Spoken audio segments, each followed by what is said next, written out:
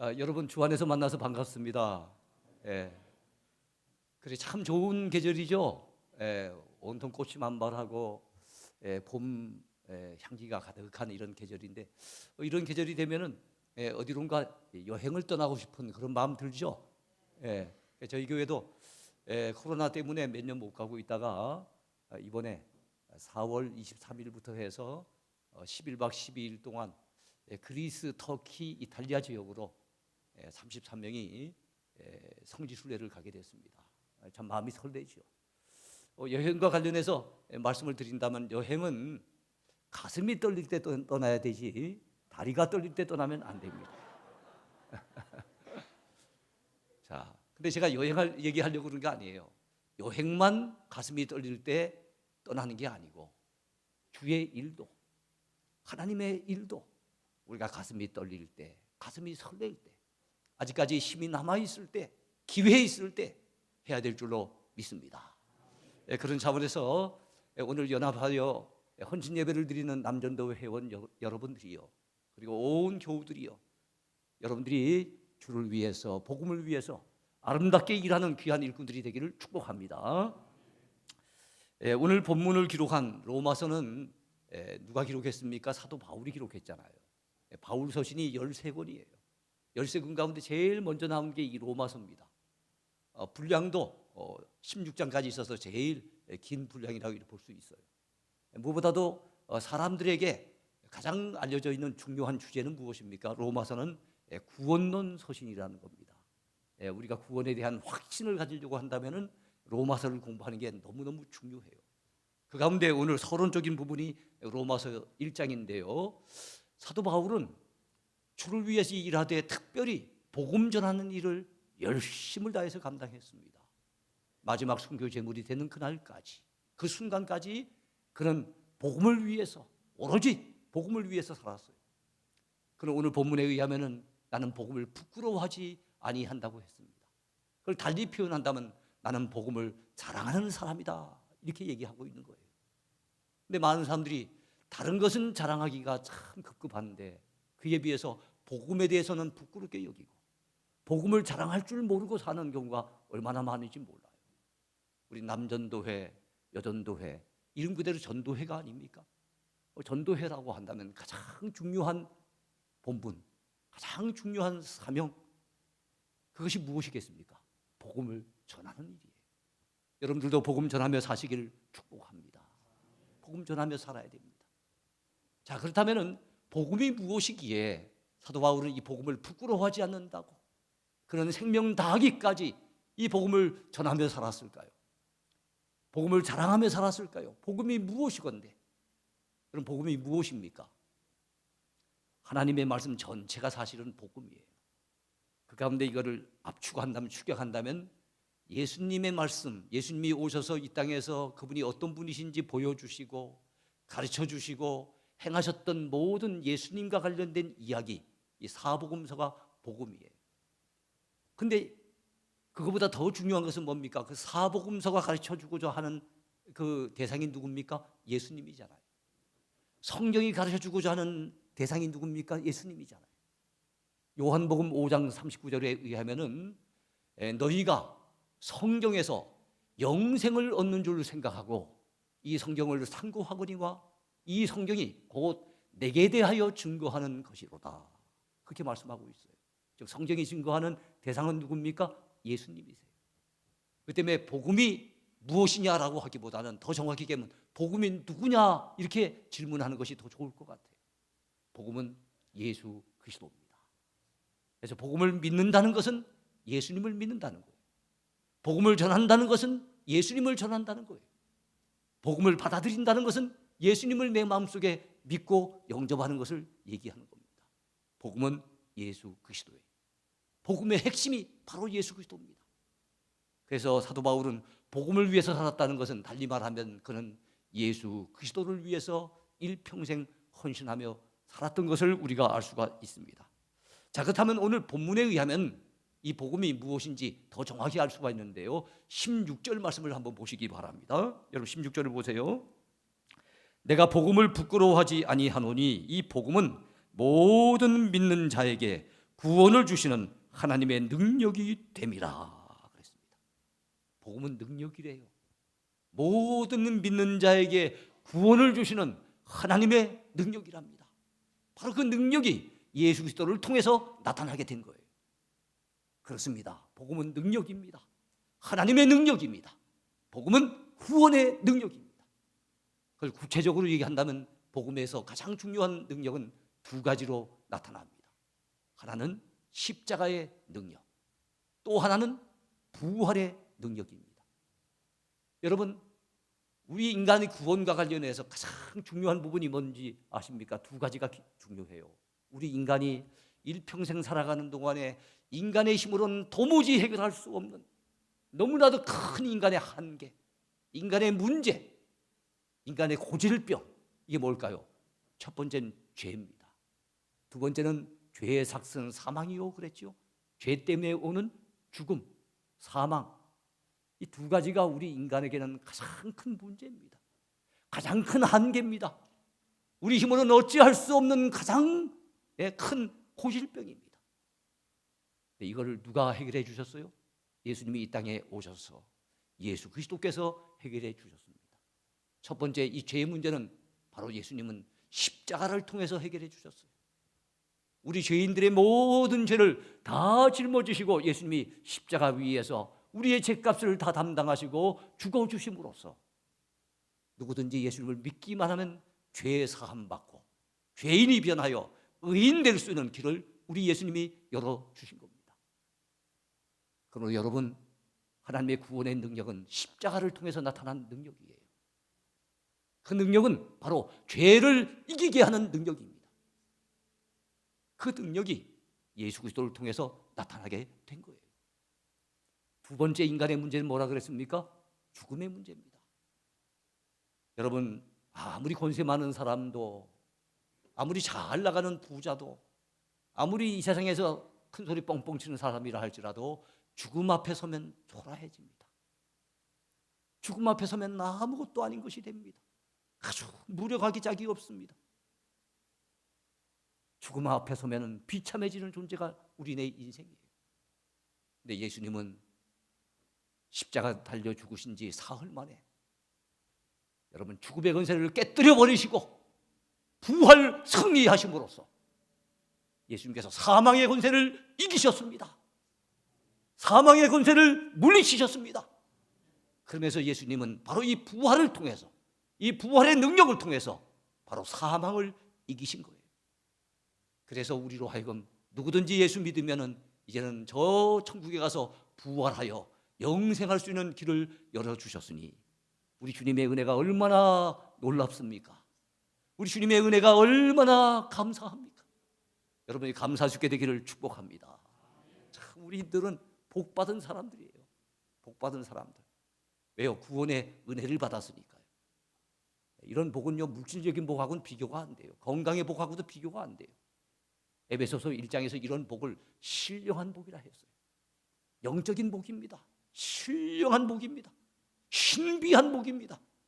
바로 예수 그리스도를 통해서 하나님이 우리에게 주신 구원의 복, 이 복을 우리가 받아 누리고 있으니, 순전히 하나님의 은혜로 받아 누리고 있으니, 순전히 예수님의 공로로 받아 누리고 있으니 얼마나 감사합니까? 우리는 기쁘게 찬양해야 될 줄로 믿습니다. 날마다 감사하며 헌신하고 충성해야 될 줄로 믿으시기 바랍니다. 이게 복된 저와 여러분들의 정체성이에요. 참 복 있는 사람들이죠. 우리 옆에 있는 사람들, 옆에 있는 분들을 격려하시기 바랍니다. 당신은 참 복 있는 사람입니다. 그래요. 우리 목사님, 장로님, 권사님, 집사님, 여기는 우리 모든 다 복받은 사람인 줄로 믿으시기 바랍니다. 이게 복음이에요. 복음은 모든 믿는 자들을 구원하시는 하나님의 능력, 바로 예수 믿는 자에게 나타나는 하나님의 능력, 구원의 능력, 십자가를 통해서 나타나는 능력, 부활을 통해서 이루어진 능력, 바로 이것이 복음입니다. 그러니 이 복음을 부끄러워해야 될 이유가 없잖아요. 이 복음을 마땅히 자랑하며 살아야 되지 않겠습니까? 사도 바울은 그렇게 살았던 거예요. 그러면서 로마서를 기록하면서 로마의 로마 교회에 있는 교인들에게 이러한 사실을 전해주고 있는 것입니다. 여러분, 그렇다면 왜 우리 인간에겐 복음이 필요할까요? 왜 복음이 필요할까요? 왜 복음을 전해줘야 될까요? 왜 복음을 믿어야 될까요? 왜 복음이 필요할까요? 첫 번째 이유는 여러분, 로마서 1장 말미에 가보면은요, 이방인의 죄를 갖다 언급을 하고 있어요. 모두 42가지나 언급을 합니다. 이방인이 죄인이라는 거예요. 2장에 넘어가면요, 유대인들아 너희들은 나으뇨? 라고 얘기를 하고 질문을 던집니다. 유대인도 별것 아니라는 거예요. 유대인들도 죄인이라는 거예요. 3장 10절에 가면요, 뭐라고 얘기합니까? 모든 사람이 다 죄인이라는 거예요. 의인은 없나니 한 사람도 없다고 선언합니다. 3장 23절에 가면요, 모든 사람이 죄를 범하였음에 하나님의 영광에 이르지 못하더니 어느 누구도 하나님의 영광에 이르지 못합니다. 돈 가지고도 안 되고 수련한다고 되는 것도 아니고 무슨 선행을 한다고 되는 것도 아니고 어떤 것 가지고도 하나님의 영광의 나라에 이를 자가 없어요. 하나님과 우리 사이에 죄가 가로막혀 있기 때문에 우리 모두는 죄인입니다. 그렇기 때문에 복음이 필요한 거예요. 두 번째 이유가 있습니다. 여러분, 죄인이다 하는 것에 끝나는 게 아닙니다. 2장 4절부터 9절까지 보면은요, 읽지는 않겠습니다. 시간 관계상. 거기 보면 죄에 대한 하나님의 무서운 진노와 심판이 있다는 거예요. 죄는 그냥 지나가는 게 아니에요. 죄 지으면 반드시 하나님이 보응하신다는 거예요. 죄에 대해서 반드시 진노하신다는 거예요. 죄에 대해서 반드시 심판하신다는 거예요. 그러니까 두렵잖아요. 그래서 우리에게 복음이 필요한 겁니다. 세 번째 이유는 복음 외에는, 달리 말하면 예수 그리스도 외에는 하나님의 그 무서운 심판과 그 진노를 피할 방법이 아무것도 없기 때문에, 그래서 복음이 필요하고 그래서 예수님이 필요하다는 거예요. 여러분 믿으시기 바랍니다. 그래서 예수님은 친히 말씀하셨죠. 내가 곧 길이요 진리요 생명이니 누구든지 나로 말미암지 않고는 아버지께로 올 자가 없느니라 그랬습니다. 사도행전 4장 12절에서도 베드로는 전했죠. 천하 인간의 구원받을 만한 다른 이름을 우리에게 주신 일이 없음이니라 그랬어요. 천하 인간의 예수님 외에는 우리를 구원하실 그 이름, 다른 이름을 주신 일이 없대요. 이 사실을 믿으시기 바랍니다. 예수님의 이름이 곧 구원의 이름인 거예요. 그래서 주의 이름을 부르는 자는 구원을 얻으리로다. 성경은 그렇게 말씀하고 있는 겁니다. 여러분, 그래서 복음이 필요하다는 것을 말씀드렸어요. 근데 사도 바울은 왜 복음을 이렇게 전하려고 애를 썼을까요? 왜 로마까지 복음을 전하려고 애썼는데 그동안 길이 막혔다 하면서 안타까워하고 있을까요? 그것은 그 자신이 나는 복음의 빚진 자라고 여겼기 때문입니다. 사도 바울은 거룩한 부채의식을 가지고 살았어요. 나는 복음의 빚진 자입니다. 나는 복음의 빚진 자입니다. 이런 고백을 했어요. 여러분, 빚은 갚아야 되잖아요. 빚은 반드시 갚아야 될 것 아닙니까? 근데 여러분, 돈의 빚은 돈 빌려준 사람한테 그대로 갖다 주면은 빚을 갚는 건데, 우리는 값없이 구원을 받았잖아요. 순전히 십자가의 주님의 은혜로 말미암아, 공로로 말미암아 값없이 구원을 받았잖아요. 순전히 하나님의 은혜로 말미암아 값없이 구원받았잖아요. 그러니까 우리는 복음의 빚진 자인 거예요. 또 누군가 우리에게 값없이 복음을 갖다 전해줬잖아요. 돈 받고 전해줬습니까? 우리가 대가를 지불하고 그 복음을 받았습니까? 아니잖아요. 누군가가 주님을 사랑하는 마음 가지고, 주님을 믿는 믿음 가지고, 우리 영혼을 불쌍히 여기는 그 사랑의 마음을 가지고 우리 한 영혼 건져내려고, 구원해 주려고 누군가가 값없이 거저 우리에게 복음을 전해줬잖아요. 그러므로 여러분, 우리는 복음의 빚진 자인 겁니다. 사도 바울은 이 사실을 깨달았어요. 근데 많은 사람들이 복음의 빚이 없는 것처럼 그렇게 살고 있는 것을 봅니다. 우리도 빚을 갚아야 됩니다. 사도 바울은 이 빚을 갚기 위해서 저 소아시아, 오늘날에 옛날에 터키라 했는데 이번 지진 나면서 튀르키예라고 많이 알려졌죠. 이 튀르키예 지역, 그 다음에 헬라 지역이라 그래서 저 그리스 지역, 그 다음에 그 당시 로마 제국의 심장부라고 하는 바로 이탈리아 지역, 그 지역에 다니면서 사도 바울은 여러분 복음을 전했어요. 마지막 순교의 제물이 되기까지 그 생명 다하기까지 그는 복음 위에 살다가 복음 위에 죽었던 거예요. 그럼 사도 바울만 예수님 덕분에 구원받은 인생인가요? 사도 바울만 복음의 덕을 본 사람인가요? 아니잖아요. 여기는 저와 여러분들도 다 예수님 공로로 순전히 주님의 은혜로 구원받은 인생들이고, 우리 모두도 다 복음을 믿음으로 값없이 구원을 받은 사람들이니 우리 모두는 이 복음의 빚진 자로서 이 빚을 갚으며 살아야 될 줄로 믿으시기 바랍니다. 저는 고등학교 때 예수님을 믿었어요. 고등학교 2학년 때 예수님을 믿었는데 고등학교 2학년 때까지만 해도 저는 신문 기자가 되는 게 꿈이었어요. 그 당시 방송 기자가 되려고 하니까 여러분이 보신 것처럼 인물이 안 받쳐주는 것 같아요. 그래서 신문 기자가 돼야 되겠다 생각을 하고 방송통신학과에 들어가려고, 방송통신이 아니고 신문방송학과에 들어가려고 준비를 하고 있었는데 2학년 때 예수님을 믿고 3학년 때 은혜를 엄청 받아서, 그래서 고3 때 제가 신학교 가기로 마음에 결심을 했어요. 물론 사정이 여의치 않아가지고 허락이 안 돼서 나중에 신학을 본격적으로 한 것은 27이 돼서야 했지만 어쨌든 신학을 가기로 결심했던 건 고3 때예요. 그런데 저한테 고2, 고3 때 저를 지도해줬던 담임 선생님이 계시는데 그분이 택시 운전사였어요. 택시 운전하면서도 우리 10여 명 되는 우리 반 아이들을 얼마나 믿음으로 심어주려고, 얼마나 예수님의 복음을 제대로 심어주려고 애썼는지 몰라요.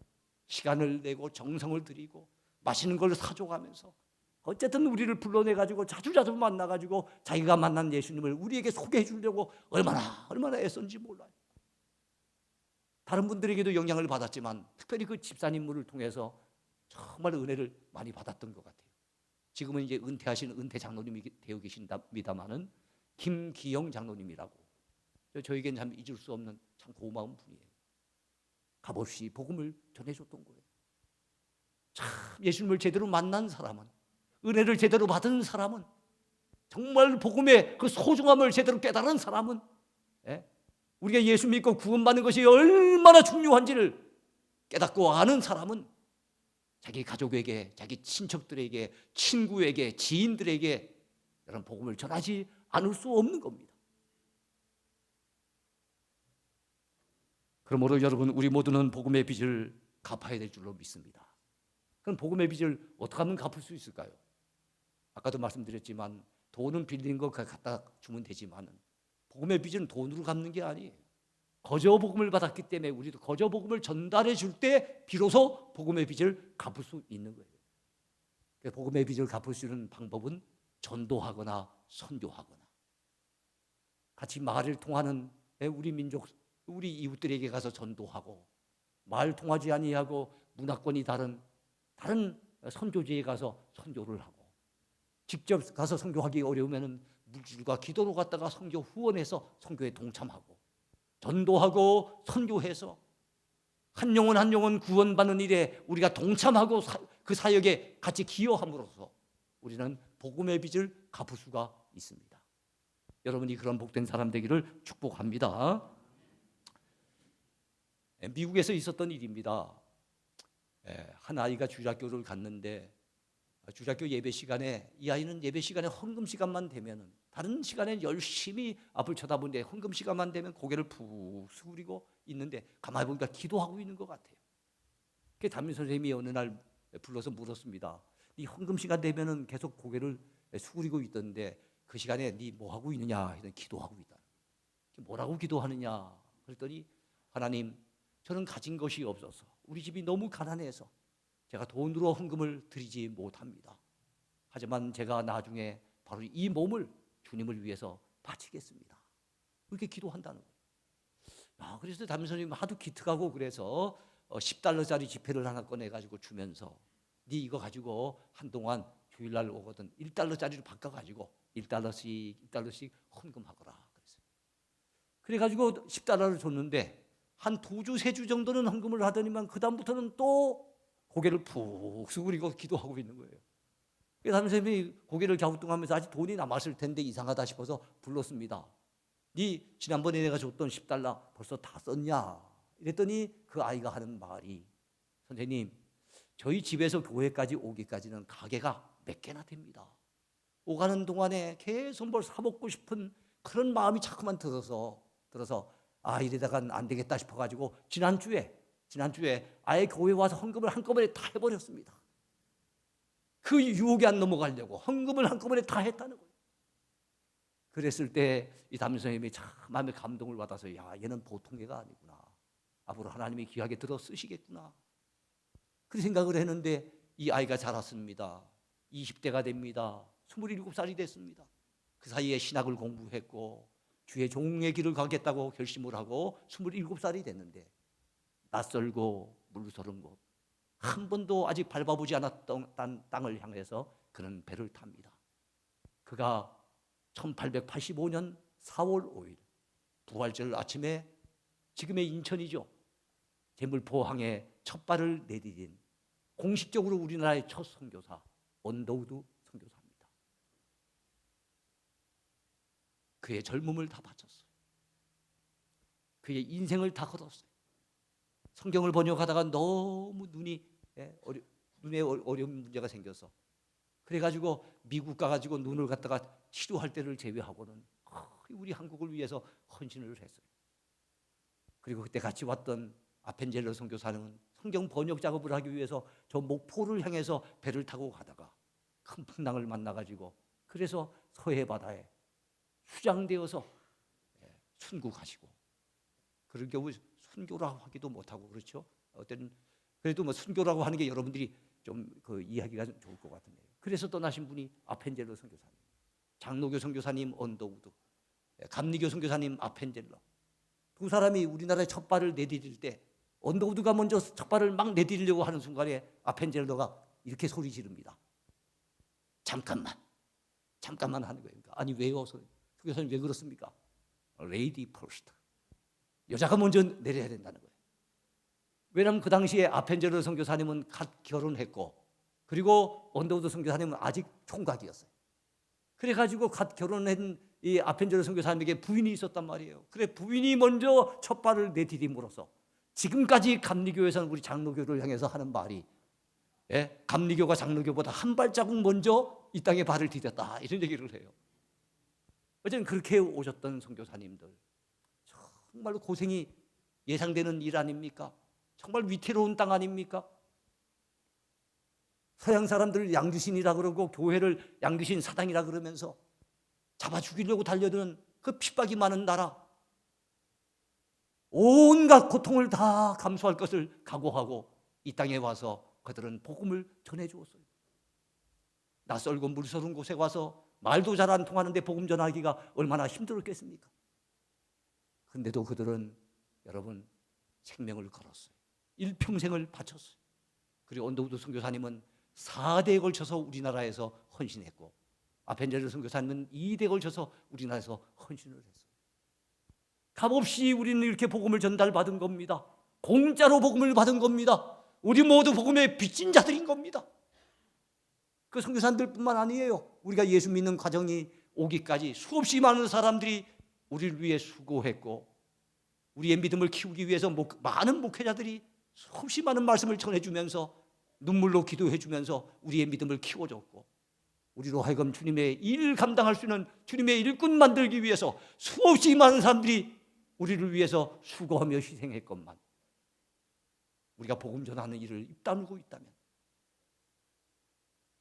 복음 전하는 수고를 절대로 하지 않으려고 편리한 삶만을 추구하고 있다면 복음을 부끄러워하고 있다면 복음을 부끄러워한다는 것은 우리 위에 십자가를 지신 주님을 부끄러워하는 거나 똑같은 말이거든요.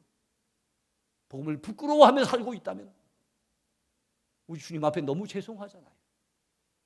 언제가 주님 앞에 섰을 때 부끄러운 마음 때문에 고개 들기 어렵고 두려운 마음 때문에 고개 들기가 어렵지 않겠습니까?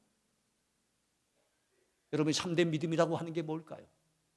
히브리서 11장 6절에 의하면 이렇게 말씀합니다. 믿음이 없이는 기쁘시게 못하나니 하나님께 나아가는 자는 반드시 그가 계신 것과 그가 또한 자기를 찾는 자들에게 상 주시는 이심을 믿어야 할지니라. 그랬습니다. 두 가지의 참된 믿음이 뭡니까? 이 믿음 없이는 하나님을 기쁘시게 못하는데 하나님이 기뻐하실 만한 참된 믿음은 두 가지입니다. 그가 계신 것을 믿는 거예요. 하나님 살아계신 걸 믿는 거예요. 두 번째는 하나님을 찾고 하나님을 섬겼을 때 내게 상 주시는 것을 믿는 거예요. 이게 믿음인 거예요.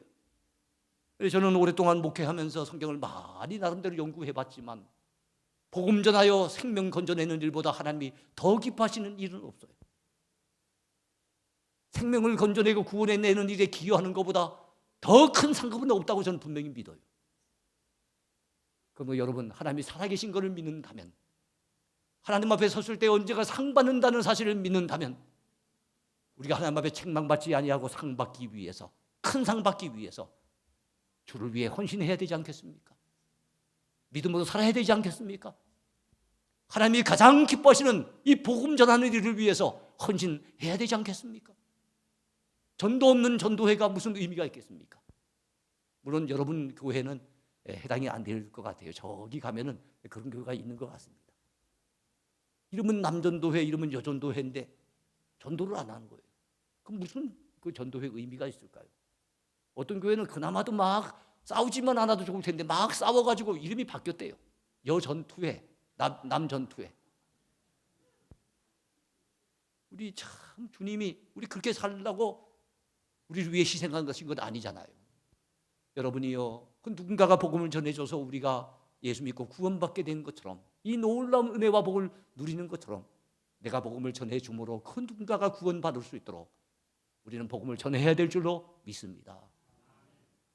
만약에 무릎이 아파서 너무너무 고생하는 사람이 있었는데 어느 날 저 영천에 있는 손한 의원인가 어딘가 거기 가가지고 약을 한 제 처방 받았는데 와, 그리고 난 다음에 이게 나아버렸어요. 깨끗하게 나았어요. 그럼 무릎 하나 고친 거, 이거 나은 것만 해도 온통 동네방네 다니며 자랑합니다. 만나는 권사님들만 다 만나서 자랑합니다. 당신도 무릎 아픈 거기 가보라고. 나 거기서 약 한 재 먹고 깨끗하게 나았다고. 이제는 말끔히 씻은 듯이 나았다고. 얼마나 자랑하겠습니까? 무릎 하나 고침받은 것도 이렇게 자랑스럽고 자랑하고 싶어서 못 견디는 판인데, 예수님 십자가의 공로로, 부활의 그 능력으로 우리가 하나님의 놀라운 구원을 체험한 사람들이, 우리를 구원해 준 그 주님, 우리에게 구원의 길을 열어준 그 복음, 이걸 부끄러이 여겨서 입 다물고 산다면 너무 죄송하잖아요. 여러분, 옛날에 학교 다닐 때 운동회 해보잖아요. 운동회 때 제일 그래도 사람들 관심을 많이 끼는 게 뭡니까? 계주잖아요. 계주. 마지막 이어달리기. 그때 제일 속상할 때 어떤 겁니까? 우리 팀이 앞장서서 많이 이기고 있었는데, 1등으로 달리고 있었는데, 그만 이걸 갖다가 그 다음에 쫓아오던 사람이 바톤을 받는 걸 갖다 떨어뜨려가지고 넘어지는 바람에, 그래서 꼴찌 해보세요. 얼마나 속이 상합니까? 우리 앞서간 믿음의 선진들은 우리에게 이 복음의 바톤을 성실하게 전달해 줬어요. 참 힘들고 어렵지만은 가난하게 살면서도 우리에게 복음을 전해줘서 우리로 하여금 예수 믿도록, 구원받도록 우리에게 복음의 바톤을 전해준 거예요. 근데 그 바톤을 우리가 들고서 그 다음부터 그 다음 타자에게, 그 다음 선수에게, 우리 다음 세대에게 전달해 주는 것에 대해서 까마득하게 잊어버리고 아예 거기서는 무관심한 채 살아가고 있다면, 불신자들처럼 더 좋은 아파트에 이사가고 더 좋은 차를 굴리고 더 안락한 삶을 추구하면서 사는, 거기에만 오직 몰두하고 있다면, 우리에게 값없이 거저 복음을 전해준 그들의 수고가 너무 헛되지 않습니까? 주님의 십자가의 그 고난, 그 희생이 너무 헛되지 않습니까? 여러분, 우리는 복음을 전해야 될 줄로 믿습니다. 복음은 능력이에요. 여러분, 우리 교회 나오는 집사님 가운데 정말숙 집사님이란 분이 있어요. 옛날엔 말자 들어가는 경우 많았죠. 정말숙 집사님이란 분이 있었는데, 구미 살다, 구미가 아니고 마산 살다가 대구로 이사 왔어요. 이사를 왔는데 우리 교회가 30년 전에 개척을 했거든요. 개척해서 2층에다 세를 넣어서 개척을 했는데 1층에 두 가정이 살고 있었어요. 근데 거기에 이사 온 한 가정이 바로 이 정말숙 집사님 가정이었어요. 이분은 처녀 시절에 예수님을 믿었지만 안 믿는 남편을 만나고 난 이후에 그 남편이 워낙 참 깐깐한 사람이 돼가지고 교회를 못 나가고 있었어요. 근데 우리가 만날 때마다 전도했습니다. 만날 때마다 전도하는데 그때만 하더라도 차인벨이 있었어요. 차인벨. 여러분 요즘은 잘 못 치고 있지만은 차인벨이 있어서 어느 날 수요일 저녁이었는데 차인벨 소리가 들리는데 그 소리가 왠지 하나님께서 자기를 부르는 소리로 들려지더래요. 수요 예배 때 참석을 했어요. 처녀 시절에 믿고 난 이후에 결혼하고 난 다음에 10수년 동안 안 믿고 있던 이분이 오랜만에 예배에 참석한 거예요. 그날 말씀을 들으면서 눈물을 줄줄 흘렸습니다. 그날 이후로 그분이 신앙을 회복하고 그때부터 신앙생활을 열심히 하는데 문제는 그 남편인 거예요. 우리 교회는 여러분 조금 더 넓혀가지고 이사를 가고 난 다음에 이분이 집이 머니까 우리 교회 차를 갖다 운행해 주러 가잖아요. 그리고 교회 초창기에는 일꾼이 부족하니까 차량 운전을 저희 집사람이 합니다. 여기 가서 일이 기다리고 있으면요, 그 집사님을 예배 마치고 내려주려고 하면 그 당시 밤 예배를 드렸는데 밤 예배 마치고 내려줄 때 되면은 저기 골목 입구에 그 남편이 도성락이라고 하는 분인데 강목을 들고 이 부인을 때려 패겠다고 기다리고 있는 거예요. 야, 그럴 때 저희 집사람이 그 집사님을 내려주면서 가서 얼마나 고초를 당할까 생각하니 마음이 안 편해갖고 돌아오는 길에 눈물이 나더래요. 어느 날인가는 겨울 금요기도를 마치고 갔는데 금요기도에 마치면 보통 11시 반 뭐 이렇게 되잖아요. 갔는데 겨울인데 문을 안으로 잠가가지고 바깥에 추운데 떨도록 열어주지를 않더래요. 그래서 얼마나 그분 때문에 어려움을 당했는지 그 남편 때문에 고초가 보통이 아니었어요. 그리고 한 번씩은 전화가 오잖아요. 그러면 우리 집사람이 전화를 받으면요, 막 XX 해가지고 막 욕을 해야 되는데 정말 감당하기 어려울 정도로 성격이 포악한 사람이었어요. 그랬던 분인데 여러분, 시간 관계상 제가 생략을 합니다. 그런 분이 지금 우리 교회 차량 부장이 되어 있습니다. 지금 집에 가면은요, 부인은 여전도사님이 돼가지고 이제 우리 교회 아닌 다른 교회 여전도사님으로 사역을 하고 있고 그 남자 집사님은 우리 교회 지금 출석을 하고 있어요. 그 집에 가면은요, 여전도사님으로 고생한다고 부인 들어오기 전에 설거지 다 해놓고 빨래 다 깨놓고 요새는 순한 양같이 돼버렸어요.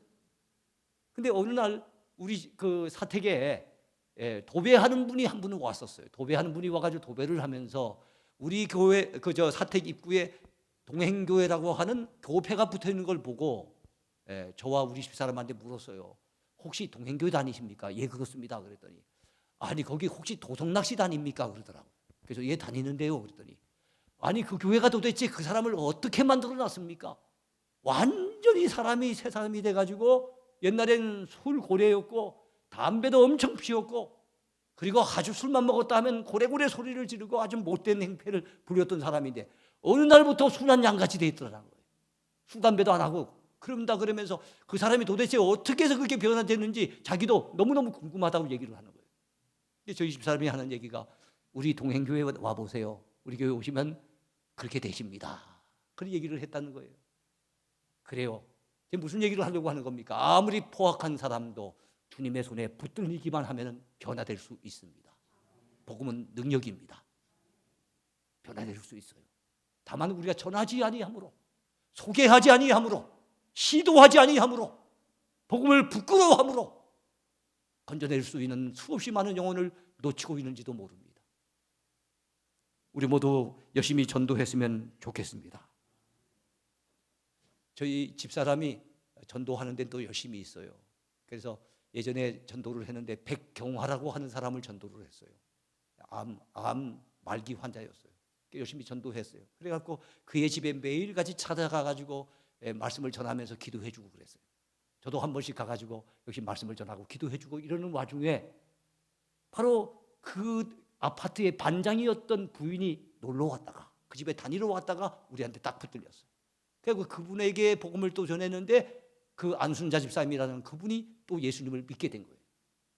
자, 그리고 난 다음에 이 안순자 집사님이 믿고 몇 달이 지나고 난 다음에 남편을 전도했는데 이 남편이 원래 술고래였어요. 근데 하나님의 은혜 가운데 교회 나와서 예수님을 믿고 새 사람이 됐어요. 근데 요게 중요한 게 아니고 다음 대목이 중요합니다. 그 집 바로 앞집에 살고 있는 노미경 씨라고 하는 분이 있는데 바로 앞집 사람이에요. 어느 날 앞집 사람이 상대방 그 집에 아파트에 와서 문을 두드립니다. 똑똑똑 놓고 하니까 안순자 집사님이 문을 엽니다. 그러니까 깜짝 놀라면서 아니 이사 가지 않았습니까? 그래서 아니 이사 가지 않고 여기 계속 살고 있었는데요. 그랬더니 아니 이상하네. 예전에는 술 드시고 난 다음에 바깥 양반이 들어와 가지고 고래고래 소리 지르는 소리를 내가 많이 들었는데 요즘 너무 조용해져 가지고 아무래도 이사 갔는가 보다 생각을 했다는 거예요. 그랬는데 이 안순자 집사님이 하는 얘기가 아니에요. 우리 남편이 요즘 교회 나가서 아주 새 사람이 됐습니다. 그러니까 이 노비기혁 씨가 아유 그래요? 그런 교회 같으면 저도 한번 나가보고 싶네요. 이래가지고 여러분 교회를 나와서 예수님을 믿게 됐어요. 그분이 미국으로 이민을 가게 됐습니다. 이민 가기 전에 한 사람을 전도를 했는데 김경화라고 한 사람을 전도를 했어요. 그분이 우리 교회 지금 집사님이 되어 있고 교회 재정부 부원 중에 한 사람으로 봉사하고 주일학교 교사로 봉사하고 있습니다. 그리고 그 부인을 통해 가지고 남편도 딸도 아들도 전도가 돼 가지고 온 가족들이 신앙생활을 하고 있어요. 아, 그래 참 이게 전도의 맛인 것 같아요. 전도해 보면 그 사람이 또 누군가를 전도하고 또 누군가를 전해주고 그러다 보면은 고구마 하나 뿌리 뽑으려 그러면은요 여러 개 고구마가 확 올라오는 것처럼 전도는 이런 맛이 있습니다. 여러분 지난 대동교회 역사 속에 얼마나 앞선 분들이 많이 수고하며 복음을 전했겠습니까? 그리고 지금도 이 교회를 갖다가 섬기는 데 애쓰며 수고하는 많은 분들의 그 헌신을 통해서 이 교회가 이 자리에 든든히 서 있는 것 아니겠습니까? 그러면 이 대동교회가 앞으로도 우리 하나님 앞에 더 귀하게 쓰임 받고 지금도 많이 부흥했지만 앞으로 더 크게 부흥되려고 한다면 특별히 저는 전도하는 일 우리 모두가 관심을 가져야 될 줄로 믿습니다. 선교하는 일에 우리 모두가 참여해야 될 줄로 믿습니다. 남전도회 회원 여러분이요 화이팅 합시다. 어느 교회 가나 여자분들이 보면 너무 활동적이잖아요. 남자들이 주눅들기가 쉬운데 천국 가서도 왠지 여성 동무들이 더 많으실 것 같아요. 어떨 땐 셈이 나기도 해요. 우리 남자들 좀 한번 화이팅 해야 되지 않겠습니까? 열심히 전도하시기 바랍니다. 한 가지 예언만 들고 이제 마치려고 합니다. 제가 한 7년 전에 만났던 목사님이 한 분이 계세요. 저는 그 목사님을 만난 걸 참 소중한 만남으로 기억하고 있습니다. 그 목사님은 작년에 소천하셨어요. 그 목사님이 황선규 목사님이란 분인데 이 황선규 목사님은 미국 시애틀이라고 하는 곳이 있습니다. 미국의 태평양 저 캐나다 바로 밑에 있는 북서부 쪽에 북서부에 위치한 시애틀이라고 하는 곳에서 이민 목회를 했습니다. 그런 가운데 목사님이 65세가 되었는데 65세가 되어졌을 때 이 목사님이요 그만 폐암 말기라고 하는 판정을 받습니다. 3개월밖에 못 산다는 거예요.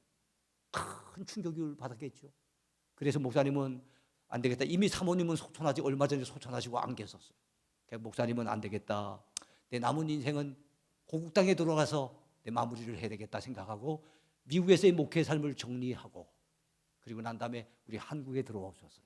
그래가지고 지리산 중턱에 방을 하나 얻어놓고 그렇게 3개월 동안을 죽을 날을 기다리고 계시는데 어느 날 기도하면서 마음속에 생각하기를 야, 네 죽을 날 다가올 걸 마냥 그냥 방 안에서만 기다리고 있지 말고 그 남은 몇 달 동안이라도 하나님 앞에 상 받을 거리를 만들고 가야 될 것 아니겠느냐라는 그 마음속에 생각이 들어서 그래 하나님이 가장 기뻐하신 것이 전도니까 내가 전도해야 되겠다 생각을 하고 그래서 마트에 가가지고 빵이랑 우유, 과자 이런 것들을 사서 봉지에 담아가지고 자비장으로 해서 집집마다 다니면서 전도를 했대요.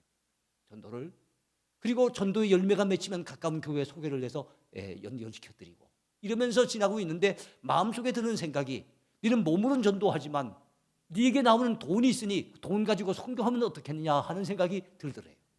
왜냐하면 그분은 6.25 전쟁 때 백마고지 전투에 중대장으로 참여하셔서 혁혁한 공을 세웠대요. 그래가지고 국가로부터 매달 150만 원의 연금이 나왔답니다. 150만 원. 그래가지고 자기 마음속에 그래 그 당시 IMF 시절이었대요. IMF 때문에 선교사님들이 너무나도 어려움을 당하는데 이거 10만 원씩 쪼개서 15분의 선교사님에게 도와드려야 되겠구나. 내가 살아있을 동안은 이분들 돕다가 하나님 앞에 가야 되겠다 생각하고 그래서 몸으로는 전도하고 그리고 물질 가지고는 선교하는데 보냈다는 거예요. 근데 이게 웬일입니까?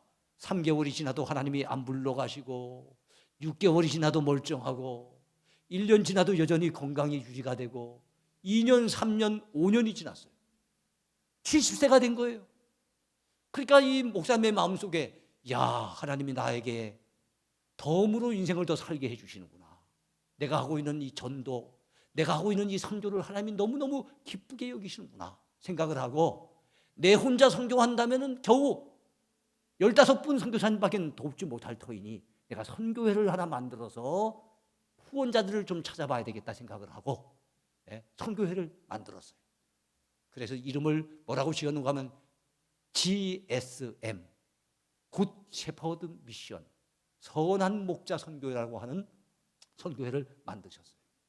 그러면서 이것을 1:1 동력 선교로 갖다 그분은 추구해 나가셨는데, 1:1 동력 선교가 뭔가 하면 한 가정이 한 선교사님을 매달 10만 원씩 후원을 하는 것으로, 그리고 그 선교사님은 교회에다가도 소식을 전하지만 그 가정에도 카톡을 통해 가지고 선교회 보고도 하고 기도 제목도 나누고 서로 주거니 받거니, 그래서 1:1 동력하는 선교를 하는 그런 선교단체를 만든 거예요. 남들은 은퇴하는 연세인 70세 선교단체를 만드신 거예요. 그분은 이런 생각을 했어요. 6.25 전쟁 당시에 특별히 백마고지 전투할 때 밤새도록 치열하게 전투를 해서 지칠 대로 지쳐 있을 때 그 누군가 뒤에서 주먹밥 하나 전달해 주는데, 이야, 이 주먹밥 맛이 얼마나 꿀맛인지, 그 주먹밥 먹고 그 힘 가지고 싸웠다는 거예요. 그래서 선교사님에게 매달 10만 원씩 지원해 드리는 것은 좀 부담스러운 금액이긴 하지만 그렇게 해 드림으로써 그 선교사님이 주먹밥 하나를 갖다 얻어 먹었을 때 내가 옛날에 힘을 냈던 것처럼 선교사님이 힘내지 않겠는가, 이런 생각을 가지고 1:1 동력 선교를 했는 거예요. 근데 여러분 놀라지 마세요. 그 목사님이 몇 년을 더 사셨을까요? 작년에 2월 달에 소천하셨는데 91세까지 사시다가 26년을 더 사시다가 전 세계를 다니면서 선교사님들을 후원하는 사역을 감당하시다가 돌아가셨는데, 마지막 돌아가실 때 몇 분의 선교사님을 후원했는가 하면 1600명의 선교사님을 후원하는 선교단체로 발전한 거예요.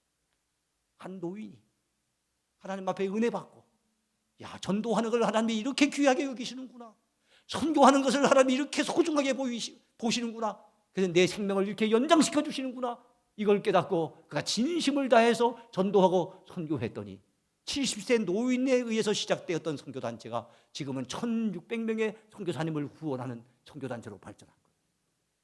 7년 전에 그분을 만났는데 그 당시 그분의 연세가 85세인가 그랬어요. 한 2시간 동안 카페에서 저하고 같이 대화를 하면서 저에게 그 GSM 대구 지부장을 맡아달라고 부탁을 하기 위해서 일부러 오신 거예요. 미국에서 일부러 오신 분 어떻게 거절하겠습니까? 그런데 그 2시간 동안 그분하고 대화를 나누는 가운데 85세의 노인이 어떻게 이렇게 복음의 열정에 뜨겁게 붙들려 있을까? 이야, 연세가 많아도 복음의 열정이 불붙으니까 이렇게 열심히 사시는구나. 그게 큰 감동을 받았어요.